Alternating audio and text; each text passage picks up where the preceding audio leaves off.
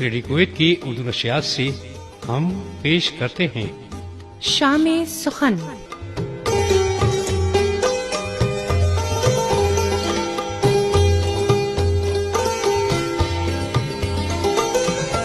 ایک حسین اور یادگار شام، سخنور و سخن فہم سامعین کے لیے۔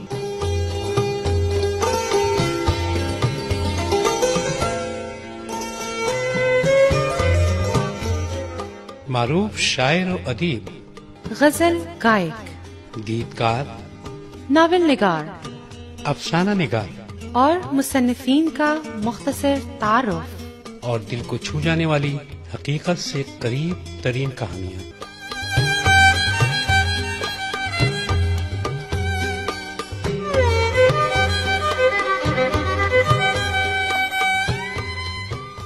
اردو ادب کی ایک خوبصورت جھلک۔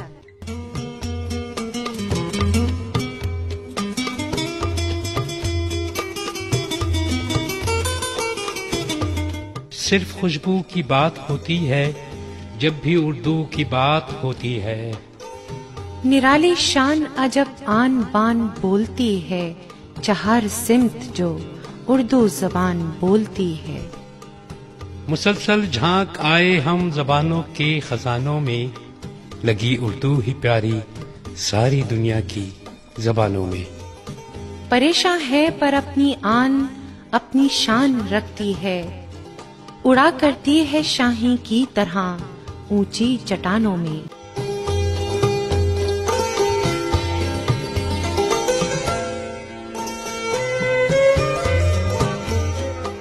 آئیے سنتے ہیں شام سخن۔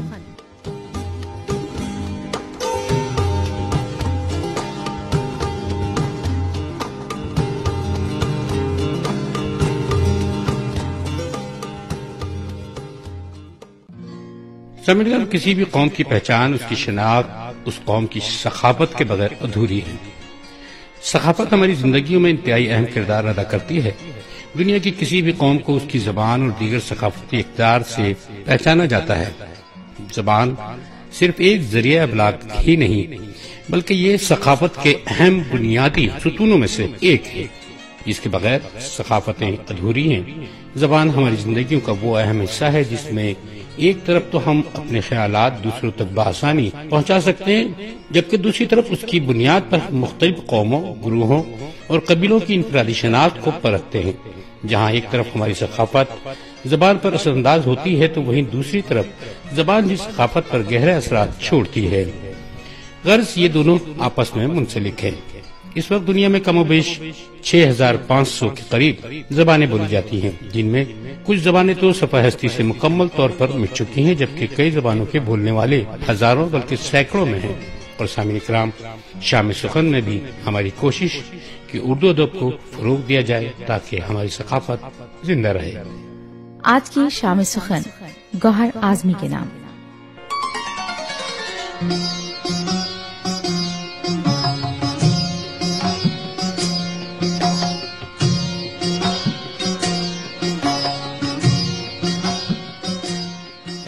سامعین کرام، گوہر اعظمی طویل عرصے سے شاعری کر رہے ہیں، لیکن مشاعروں سے ہمیشہ دور رہے۔ ان کا کہنا ہے کہ مشاعرہ میری منزل نہیں، میں اپنی روح کی تسکین کے لیے شاعری کرتا ہوں۔ گوہر اعظمی ایک درد مند دل رکھنے والے حساس شاعر ہیں۔ ان کی حمدیہ اور نعتیہ شاعری میں ان کی مزاج کی بھرپور عکاسی ہوتی ہے۔ گوہر اعظمی نے 15 اکتوبر سن 1937 کو ضلع اعظم گڑھ یوپی کے ایک زمیندار گھرانے میں اپنی آنکھیں کھولی۔ ناظرہ قرآن کریم زیادہ تر اپنی والدہ محترمہ رضیہ خاتون سے، جو نہایت مذہبی، نیک اور پارسا خاتون تھی، اور سارا خاندان انہیں عزت اور احترام کی نگاہ سے دیکھتا تھا، اور فارسی کی ابتدائی کتابیں گلستان، بوستان اور آمد نامہ اپنے نانا سے گھر پر پڑھی۔ گوہر اعظمی کے نانا اور دادا سگے بھائی تھے، لہذا گوہر اعظمی کا ننہال اور ددھیال ایک ہی گاؤں میں تھا۔ گوہر اعظمی کے اجداد تو زمینداری کرتے تھے، لیکن ماموں اور والد صاحب نے تعلیم کی طرف توجہ دی۔ گوہر اعظمی کے والد نے تعلیم مکمل کرنے کے بعد اعظم گڑھ شہر میں وکالت کا پیشہ اختیار کیا۔ ان کا شمار اعظم گڑھ کے نمایاں وکلا میں ہوتا تھا۔ سن 1950 میں ہجرت کے بعد انہوں نے کراچی میں بھی وکالت شروع کی، لیکن جلد ہی بلدیہ عظمیٰ میں بحیثیت مشیر اعلی قانون کے تقرری ہو گئی اور سن 1966 میں اس عہدے سے باعزت ریٹائر ہو گئے۔ گوہر اعظمی نے ابتدائی تعلیم گاؤں کے پرائمری اسکول میں حاصل کی۔ سن 1947 سے سن 1951 تک شبلی نیشنل ہائی اسکول اعظم گڑھ میں زیر تعلیم رہے اور 9ویں جماعت تک تعلیم مکمل کی۔ پاکستان ہجرت اور کراچی میں سکونت کے بعد علامہ عثمانی اسلامیہ ہائی اسکول میں داخلہ لیا اور میٹرک کا امتحان پاس کیا۔ اس طرح گوہر اعظمی کو 2 بڑی شخصیات کے نام پر قائم ہونے والے اسکولوں میں تعلیم حاصل کرنے کا شرف حاصل ہے۔ سن 1957 میں D J Sindh government science college سے BSc جونیئر کرنے کے بعد گوہر اعظمی کو NED انجینئرنگ کالج میں داخلہ مل گیا اور پھر انہوں نے سن 1961 میں BE سول کی ڈگری فرسٹ ڈویژن میں حاصل کی۔ سن 1963 میں گوہر اعظمی کو حکومت پاکستان کے وساطت سے Asian institute of technology Bangkok سے ماسٹر آف انجینئرنگ کی 2 سال کی اسکالرشپ مل گئی اور پھر انہوں نے ماسٹر آف انجینئرنگ کی ڈگری اسٹرکچرل انجینئرنگ میں حاصل کی۔ وطن واپس آنے کے بعد گوہر اعظمی نے کچھ عرصے ایک پرائیویٹ ادارے میں کام کیا۔ پھر 1966 میں بحیثیت ایگزیکٹو انجینئرنگ ان کا تقرر بلدیہ عظمیٰ کراچی میں ہوا، جہاں انہوں نے محکمہ انجینئرنگ میں مختلف عہدوں پر 31 سال تک خدمات انجام دی۔ اپنے ریٹائرمنٹ کے وقت میں ڈائریکٹر جنرل ٹیکنیکل کی حیثیت سے کام کر رہے تھے۔ دوران ملازمت کراچی بلڈنگ کنٹرول اتھارٹی کے قیام سے قبل 3 سال تک ان کے پاس چیف کنٹرولر بلڈنگ کا بھی اضافی چارج رہا۔ سن 1980 میں انہیں حکومت سندھ کے نامزد امیدوار کی حیثیت سے Pakistan administrative staff college Lahore کے 39ویں مینجمنٹ اینڈ ڈیولپمنٹ کورس میں شامل ہونے کا اعزاز بھی حاصل ہے۔ اپنی 31 سالہ ملازمت کے دوران شہر کراچی کے مختلف چھوٹے بڑے ترقیاتی منصوبوں کی منصوبہ بندی، تعمیر و تکمیل میں دوسرے رفقائے کار کے ساتھ ان کا ہاتھ بھی شامل ہے۔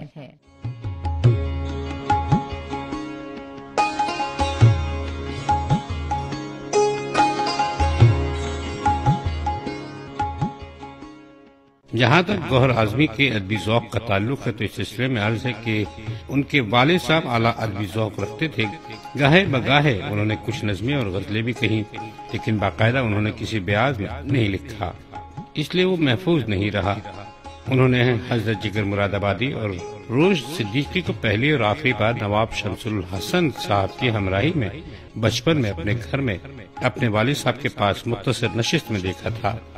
اس زمانے میں شاعری میں چونکہ جگر صاحب کا طوطی بولتا تھا، لہٰذا ان سے متاثر ہو کر جب انہوں نے شاعری کی ابتدا کی اور تخلص کی ضرورت محسوس کی تو جگر کے وزن پر اپنا تخلص گوہر رکھ لیا۔ ان کے برادر بزرگ عبید الحق قریشی جو 1947 میں جوانی میں الہ آباد یونیورسٹی سے اپنی تعلیم مکمل کرنے کے بعد رحلت فرما گئے، وسیع مطالعے کے مالک اور اچھے شاعر تھے۔ ان کا تخلص عبید تھا۔ گوہر اعظمی کے پاس ان کے آخری ایام کی مختصر بیاس موجود ہے جس میں اعلیٰ پائے کی نظمیں اور غزلیں ہیں، جن کے مطالعے سے محسوس ہوتا ہے کہ انہیں اردو اور فارسی دونوں زبانوں پر عبور حاصل تھا۔ ان کی موت سے اردو ادب ایک اچھے شاعر سے محروم ہو گیا۔ ان کے آخری دنوں کا ایک شعر ہے: نہ راس آئی تمہیں عمر مختصر بھی عبید، بلائے جاں تھی کہیں طول یہ اگر ہوتی۔ جہاں تک گوہر اعظمی کی شاعری کی ابتدا کا سوال ہے تو انہوں نے ہجرت کے بعد طالب علمی کے زمانے میں بچوں کے لیے نظمیں لکھنا شروع کی تھیں۔ ان کی نظمیں بچوں کے رسالوں میں شائع ہوتی تھیں۔ کالج کے زمانے میں بھی نظمیں اور غزلیں لکھی، لیکن تعلیم کے مکمل ہونے کے بعد شاعری کے سوتے جاگ گئے۔ یہاں پہ سامعین کرام آپ کو یہ بھی بتاتے چلیں کہ ان کی شریک حیات علیم النساء ثنا بھی شاعرہ ہیں۔ اس لحاظ سے وہ خوش نصیب ہے کہ قدرت نے ہم خیالی اور صاحب ذوق شریک حیات سے نوازا ہے۔ غالباً اردو شاعری میں یہ پہلی مثال ہے۔ میاں بیوی شاعری کی لفظوں کی اسیر ہیں۔ ثنا صاحب دیوان بھی ہیں۔ ان کے 4 مجموعے مہکتے پھول، کرن کرن روشنی، نور حق اور تیری ہی حمد و ثنا زیور طباعت سے آراستہ ہو کر قارئین کرام تک پہنچ چکی ہے۔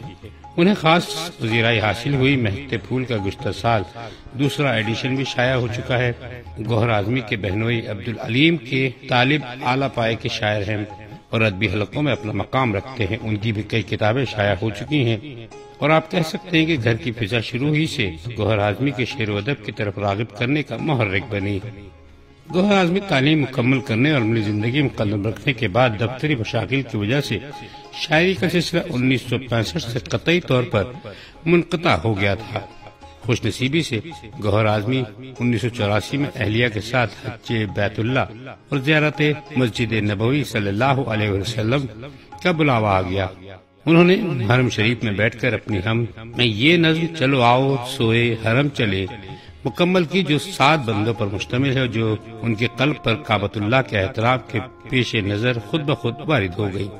پھر جب ارکان حج کی تکمیل کے بعد مسجد کی زیارت کی سعادت حاصل ہوئی تو روز رسول صلی اللہ علیہ وسلم سے 4 نعتوں کا تبرک بھی ساتھ لائے۔ جب سے سلسلہ جاری ہے، رحمت کبریائی، حرم شریف کی عظمت اور رونق اور جاہ و جلال ان کی پہلی حمدیہ نظم کا باعث بنے۔ اس کے بعد انہوں نے اپنے پچھلے کلام اور بیاضوں کو فضول اور بیکار سمجھتے ہوئے سمندر برد کر دیا اور اللہ تعالیٰ کے فیض و کرم سے اب حمد اور نعتیں تواتر سے وارد ہوتی تھیں اور وہ شاعری کی ویران وادیوں میں سرگردہ نہیں پھرتے تھے۔ پروفیسر سید اقبال عظیم صاحب حمدیہ اور نعتیہ شاعری میں گوہر اعظمی کے استاد ہیں۔ ان کا تعارف ایک مشترکہ دوست کے ذریعے سے اس وقت ہوا جب گوہر اعظمی نے اپنے پہلے مجموعے ثنائے رسول صلی اللہ علیہ وآلہ وسلم کی نعتیں مکمل کر لی اور نظر ثانی کے لیے کسی مستند صاحب علم کی ضرورت پیش آئی۔ استاد محترم آنکھوں سے معذور ہو چکے تھے، لہٰذا گوہر اعظمی نے انہیں اپنی حمدیں اور نعتیں سنائیں اور وہ ان کی کمزوریوں اور شعری خامیوں سے انہیں روشناس کراتے رہے اور ان کی حوصلہ افزائی کرتے رہے۔ ان کی صحبت میں رہ کر گوہر اعظمی ان کے خیالات اور افکار سے استفادہ کرتے رہے اور زبان سے متعلق اپنے کم علمی میں کسی حد تک کمی کر سکے۔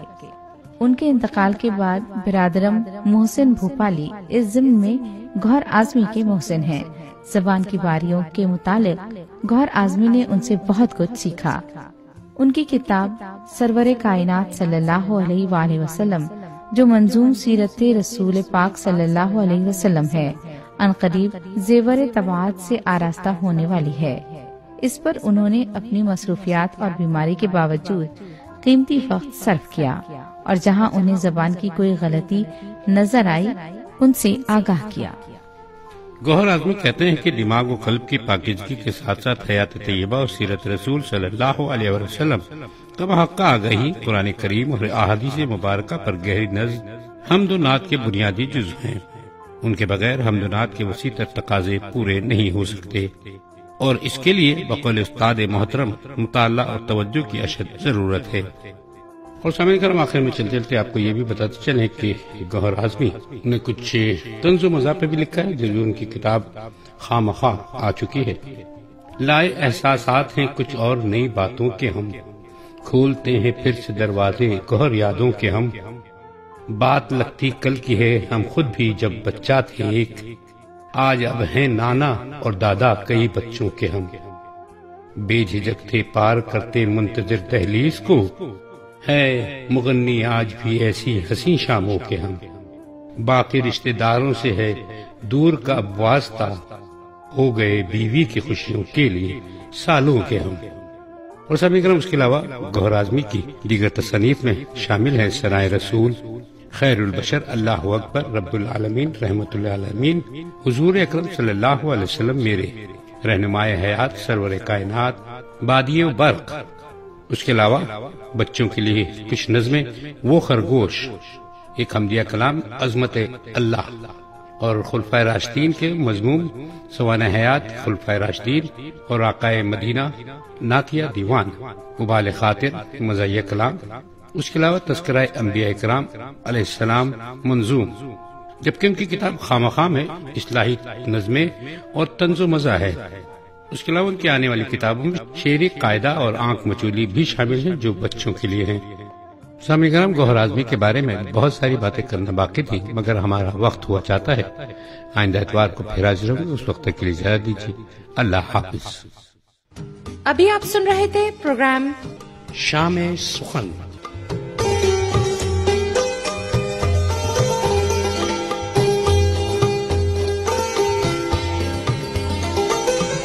عرصے دراز تک یاد رہنے والی اس شام سخن میں ہماری کوشش اردو ادب کو فروغ دینا ہے۔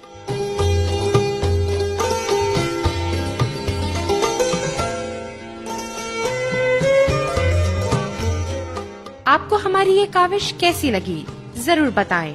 ہمارا نمبر ہے 99958246۔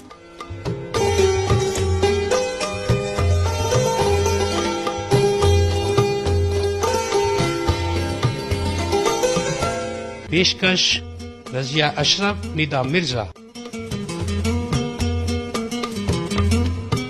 ترتیب و تحریر اور پیشکش عبداللہ عباسی۔